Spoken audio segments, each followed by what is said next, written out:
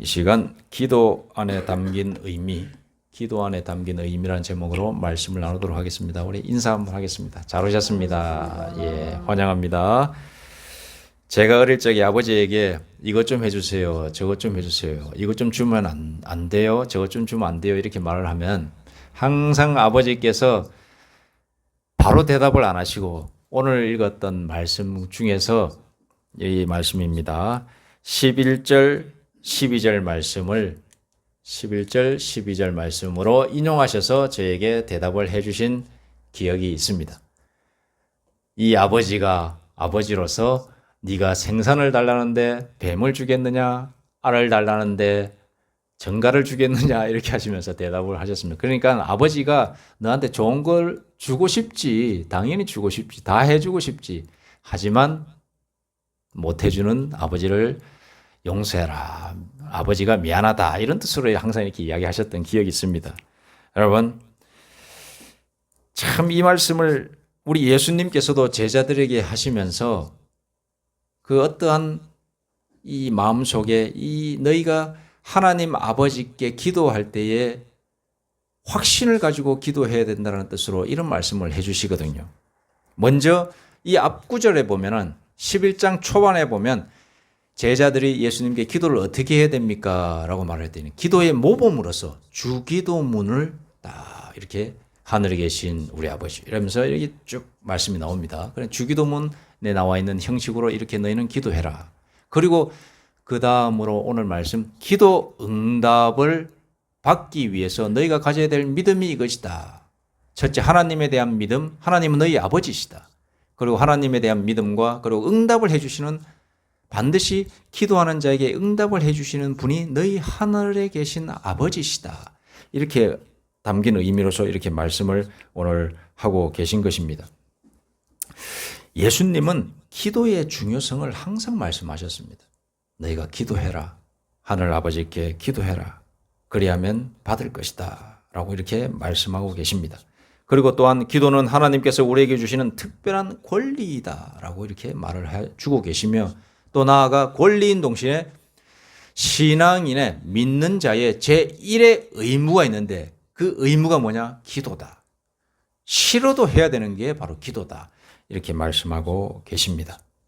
그렇다면 이렇듯 성도의 영적인 특권인 동시에 제1의 의무인 이 기도에 담긴 믿음의 영적 원리가 무엇이기에 이토록 기도를 강조하고 계신 것일까? 이것에 대해서 세 가지로 나누도록 하겠습니다. 첫째로 하나님과의 만남이기 때문에 그렇습니다. 기도는 하나님과의 만남입니다. 하나님은 인격적인 분이십니다. 이 인격적이라고 하는 것은 대화가 되는 분이시다 이 말이에요. 이방신들은 일방적인 신적인 이런 상징이 있습니다. 무조건 지시하고 밑에 있는 사람은 따르고, 우리가 흔히 이슬람교, 모슬림들을 보면은 거기는 거의 그렇습니다. 하나님이 알라가 있으면 알라가 지시를 이 꾸란을 통해서 내린 그 지시된 내용들이 있으면 그것을 믿는 자들은 복종해야 되는 거예요. 복종. 그런데 우리 하나님은, 성경에 나와 계신 하나님은 비슷하게 좀 이렇게 지시를 내리시고 믿는 자들이 따라가는 것도 있지만 전체적인 이 성경의 맥락을 쭉 읽고 나면 하나님은 우리와 대화하기를 원하시구나. 일방통행이 아니시구나. 그거를 느낄 수가 있어요. 지금도 살아계셔서 세상을 운영하시고 역사하시는 분입니다. 그러므로 하나님을 믿고 그의 아들 예수 그리스도를 자신의 구원자로 믿음으로 아들된 백성, 딸된 백성들은 하나님과 만나 영적 교제를 나누어야 한다. 이 말씀입니다. 즉 기도를 끊임없이 계속해서 해야 됩니다. 이렇듯 하나님과의 만남을 가질 수 있게 하고 그 만남 속에서 깊은 대화와 교제를 나누게 하는 것이 바로 기도인데, 그래서 우리는 계속적인 기도를 통해 하나님과의 만남을 자주 갖고 친밀한 대화와 교제를 나눔으로써 하나님과 영적인 관계를 돈독히 할 수 있는 것입니다. 기도 안 하면 하나님을 알고 싶어도 알 수가 없습니다. 기도해야 하나님의 힘과 하나님께서 가지고 계신 능력, 하나님의 생명이 어떠한지 우리가 조금이라도 어렴풋이라도 체험이 되고 은혜가 내려오게 되는 겁니다. 그래서 우리는 기도해야 된다 이 말씀입니다. 두 번째로 우리가 기도해야 되는 이유는 뭐냐? 하나님을 향한 순종이기 때문이었습니다. 순종.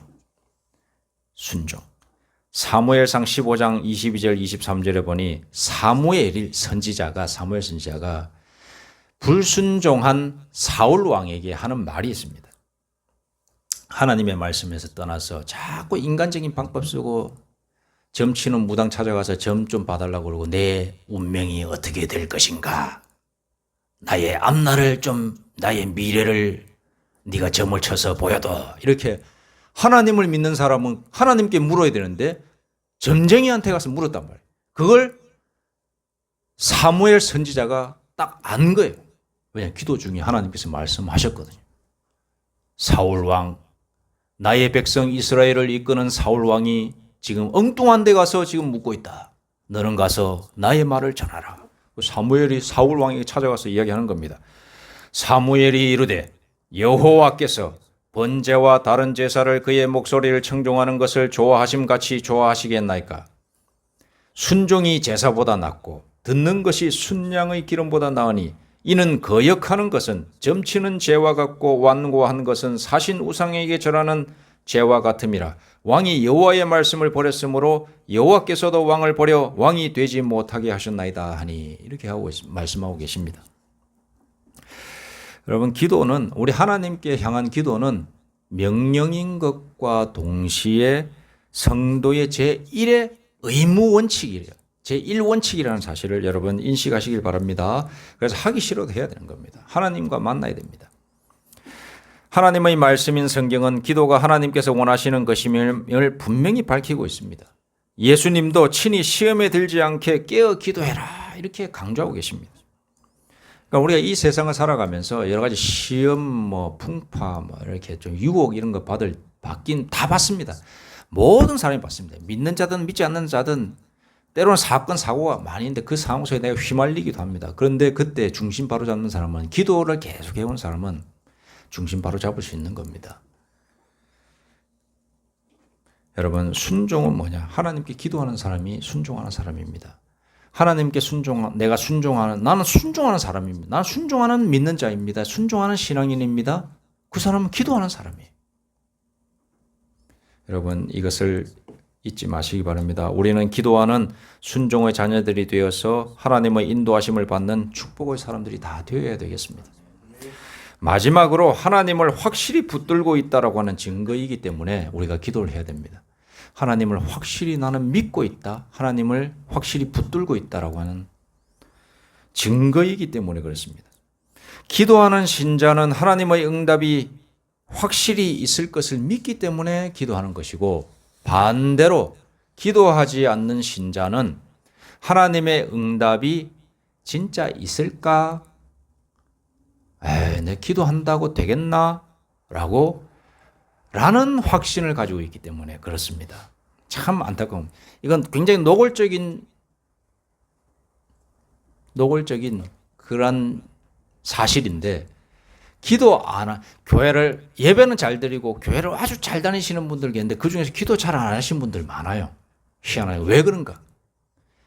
그저 그야말로 하나님과 인격적인 만남은 없고, 그냥 내가 그렇게 교회를 잘 나오고 어떤 행위를 많이 하면 하나님께서 알아서 해주시겠지, 이런 생각을 가지고 다니는 경우가 많습니다. 그러나 우리 하나님은 자신과 대화하기를 원하시고 직접적인 영적인 교제를 원하고 계세요. 그 가운데서 하나님은 축복을 내려주시고 은혜를 내려주시는 거예요. 그래서 어떤 목사님이나 신학자들은 심지어는 이렇게까지 이야기합니다. 하나님과 광야에서 만나서 기도하고 하나님과 영적인 교제를 할 수만 있다면 교회 안 가도 된다. 예배 안 드려도 된다. 심지어는 그렇게까지 이야기하시는 분들이 있어요. 그건 또 약간 좀 너무 극단적으로 치닫았지만은 그분이 강조하려고 하는 것은 그것입니다. 하나님과 내가 영적인 교제인 그 기도를 깊이 있게 얼마나 하느냐가 중요하다. 그걸 강조하시려고 그렇게 이야기하신 거거든요. 여러분, 우리가 기도하지 않는 사람은 하나님에 대한 믿음에 대한 그 응답에 대한 확신이 희미하기 때문에 기도가 잘 안 나오는 겁니다. 그래서 우리 스스로를 한번 돌아봐야 됩니다. 나에게 그런 문제가 있지 않는가. 저도 그렇습니다. 저도 목사이지만 저도 어떤 목사님은 3시간 기도했다고, 조영기 목사님 같으면 3시간 동안 기도했다고. 그 3시간 동안 믿음이 없어서 기도하는 게 아니라 믿음이 있어서 기도하시는 거예요. 왜냐? 자기가 본인이 기도하는 그 기도의 제목들이 하나님께서 들어주실 줄로 믿기 때문에 기도하는 거 아닙니까? 저는 그렇게 못하니까 나는 아직도 믿음이 부족하구나. 그렇게 스스로를 반성하는 거죠. 여러분 구약 시편 84편에 보면 고라 자손의 시가 나옵니다. 고라 자손의 시. 제가 한번 읽어드리겠습니다. 1절에서 7절입니다. 시편 84편 1절에서 7절. 만군의 여호와여, 주의 장막이 어찌 그리 사랑스러운지요. 내 영혼이 여호와의 궁정을 사모하여 쇠약하며 내 마음과 육체가 살아계시는 하나님께 부르짖나이다. 나의 왕 나의 하나님 만군의 여호와여, 주의 제단에서 참새도 제 집을 얻고 제비도 새끼들 보금자리를 얻었나이다. 주의 집에 사는 자들은 복이 있나니 그들이 항상 주를 찬송하리이다. 주께 힘을 얻고 그 마음에 시온의 대로가 있는 자는 복이 있나이다. 그들이 눈물 골짜기로 지나갈 때에 그곳에 많은 샘이 있을 것이며 이른 비가 복을 채워 주시나이다. 그들은 힘을 얻고 더 얻어 나아가 시온에서 하나님 앞에 각기 나타나리이다. 시편은 곡조를 붙인 기도라고 이렇게 설명을 하고 있거든요. 그러니까 이렇게 기도를 하는 겁니다. 우리 하나님께로 제가 나아갑니다. 하나님께로 나아가니까 제비도 제 집을 얻고 참새도 제 집을 얻고 보금자리로 돌아가고 다 평안해지는 것을 경험했습니다. 저도 하나님께로 나아갑니다. 하나님께서 나와 함께 해주시면 내 집안이 평안해질 것이고 내가 평안할 줄 믿습니다. 세상이 어떠하든지 간에 내 육신의 상태가 어떠하든지 간에 하나님으로 말미암아 저는 기뻐하리로다. 이렇게 고백의 시인 겁니다. 고백의 시. 그러니까 이 고라 자손의 그 심령의 마음 속에는 하나님께 나아가면 필요를 채워주시고 문제를 해결해 주시고 하나님의 은혜 가운데 푹 빠지게 해주실 것을 믿었기 때문에 이런 기도를 하고 있는 겁니다. 여러분, 우리도 이런 고라 자손의 이 바람의 이 기도처럼 우리도 하나님께 나아가서 하나님께 아뢰어서 하나님의 평안 속에 푹 잠겨서 사시는 저와 우리 모두가 되기를 소망합니다. 예수님은 기도에 대한 하나님의 응답을 분명하게 언급하고 계십니다. 오늘 방금 전에 말씀 읽으셨죠? 너희 중에 아버지 된 자로서 누가 아들이 생선을 달라 하는데 생선 대신에 뱀을 주며 알을 달라 하는데 정갈을 주겠느냐? 너희가 악할지라도 이게 중요합니다. 좀 모자라도 이렇게 해석하게 됩니다. 모자라도 네가 아무리 경건하려고 해도 경건하지 못해도 네 행위가 온전치 못해도 좋은 것을 자식에게 줄 알거든. 우리의 보통의 아버지들이 다 그렇다는 거예요. 그런데 우리 하나님 아버지는 하물며 너희 하늘 아버지께서 구하는 자에게 성령을 주시지 않겠느냐. 성령 주면 만사형통입니다. 성령 받으면 만사형통입니다. 모든 문제 풀리게 돼 있습니다.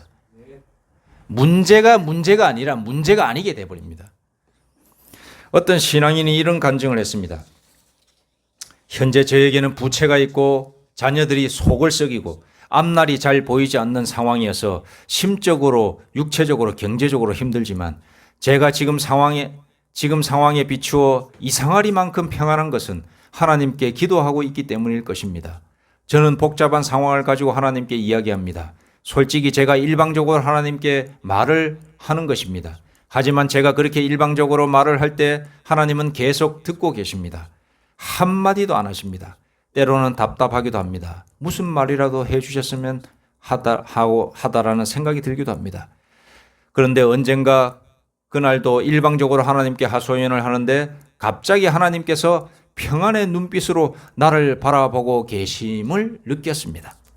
저는 아무 말 없이 한참을 눈을 감고 있었습니다. 하나님 하면서 한참을 있다가 말을 했습니다. 하나님 말씀해 주세요. 제가 어떻게 해야 하는지 말씀해 주세요. 그때부터 저는 저의 문제 앞에서 하나님의 응답을 기다리기 시작했습니다. 그리고 이상하게도 하나씩 풀려나가는 하나님의 축복을 경험하게 되었습니다. 라고 하는 이런 글이 있습니다. 여러분, 기도 속으로 들어가서 하나님을 붙들 수 있다고 하는 것, 하나님께 부르짖을 수 있다고 하는 것이 축복인 줄로 믿으시기 바랍니다. 여러분, 이 사람이 바로 성령 안에 있는 사람이에요. 성령 안에 있는 사람입니다. 이 사람이.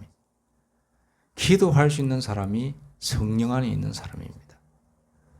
성령 안에 있으면 하나님이 원하시는 기도를 하게 되어 있습니다.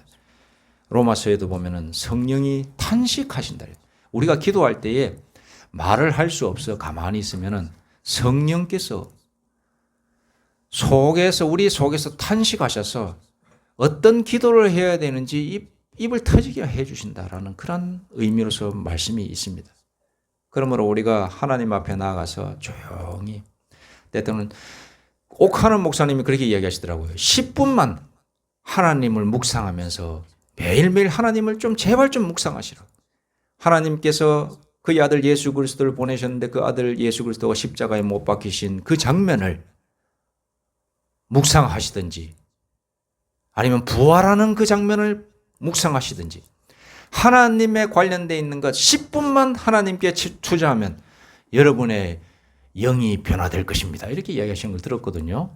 그게 바로 기도의 시작입니다. 우리가 기도를 할 수 없을 때 하나님을 생각하는 겁니다.